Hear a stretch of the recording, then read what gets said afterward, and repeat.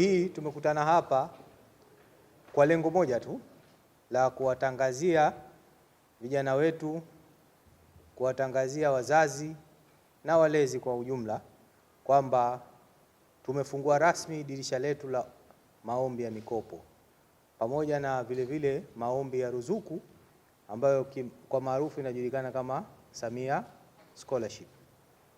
Ndugu wanahabari,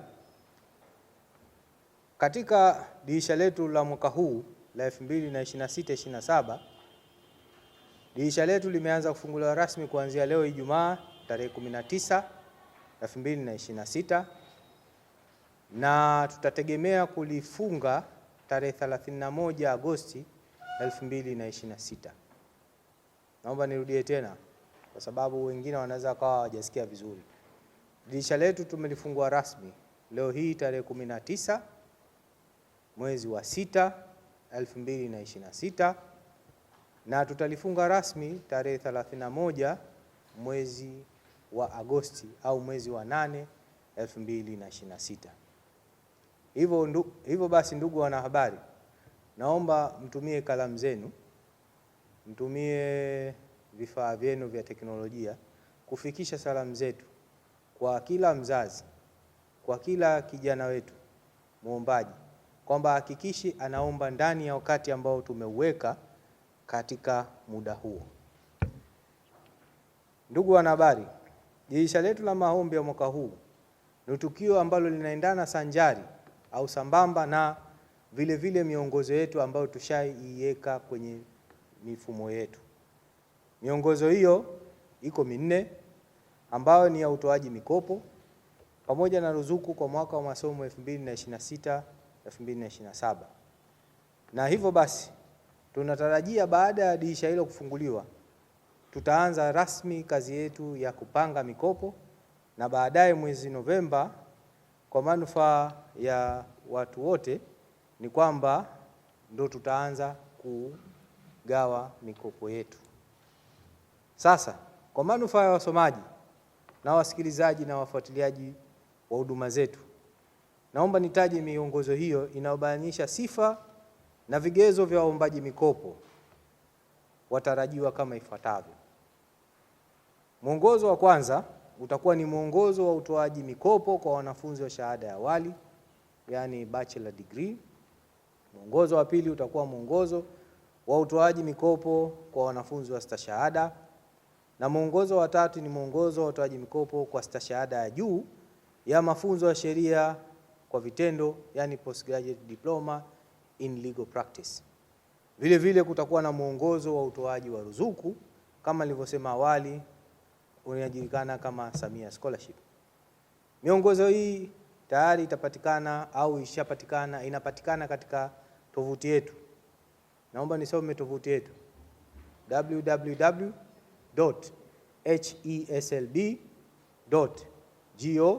www.heslb.go.tz. Naomba nirudie tena, ndugu wanahabari, msishangae na kuna mwingine anaweza hata asinotich. Narudia tena,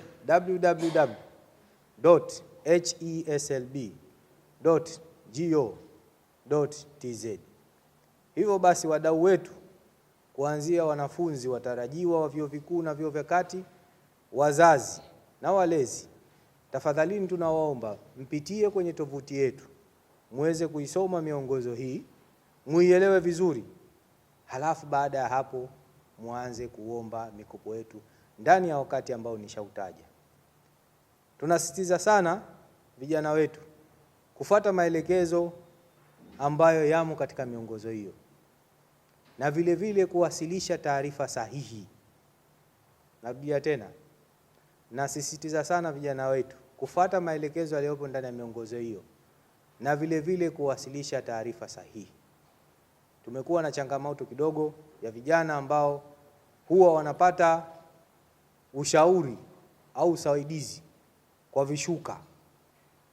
Narudia tena, tumekuwa na tendency au tabia ya watu kuwa wanapata ushauri na usaidizi kutoka kwa vishuka. Na waombeni tena mpitie mwongozo, mufuate zile taarifa zilizo kwenye mwongozo na muwasilishe taarifa sahihi.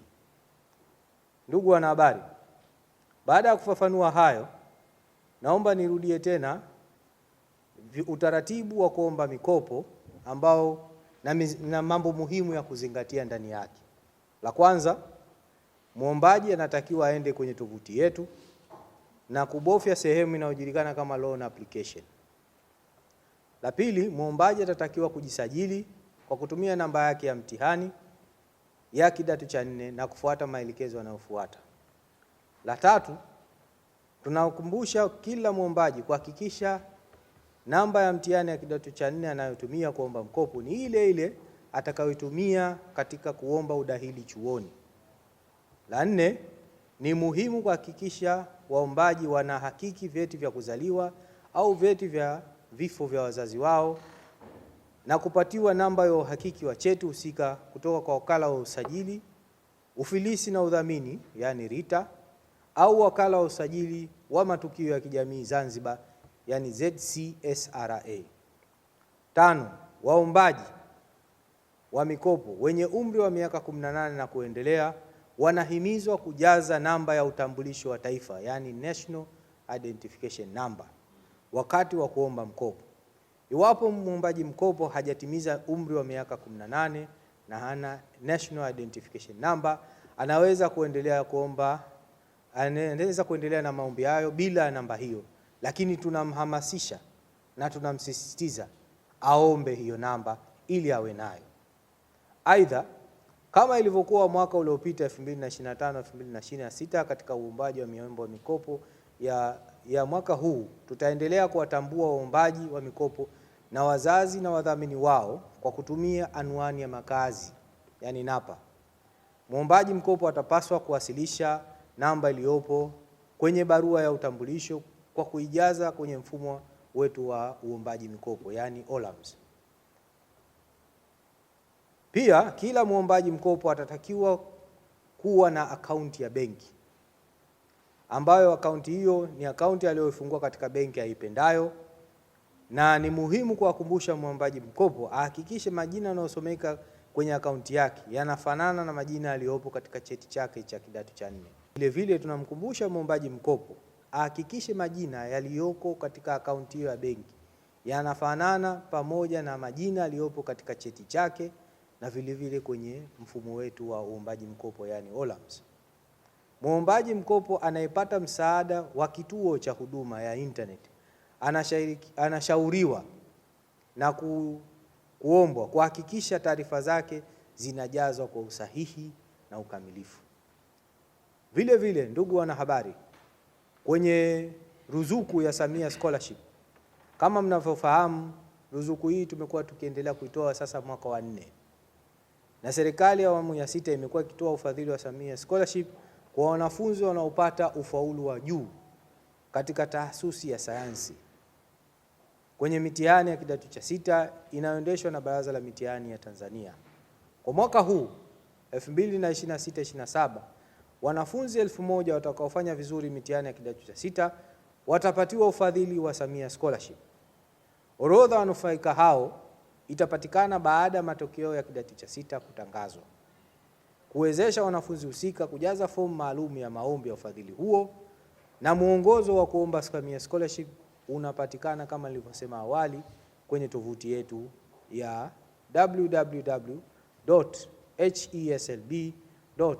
www.heslb.go.tz. Ndugu wanahabari, pamoja na kusema haya, vile vile tuna kituo chetu cha huduma kwa wateja ambapo kama mnavyofahamu kituo hichi kitakuwa wazi kuwasaidia vijana wetu katika shughuli za uombaji mkopo. Kituo hichi kitakuwa wazi kuanzia saa 2 asubuhi mpaka saa 10 jioni. Na wanafunzi wetu watarajiwa au waombaji wetu watarajiwa au wateja wetu watarajiwa pia wanashauriwa kupiga simu namba ifuatayo. Naomba ndugu waandishi wa habari mnakili namba.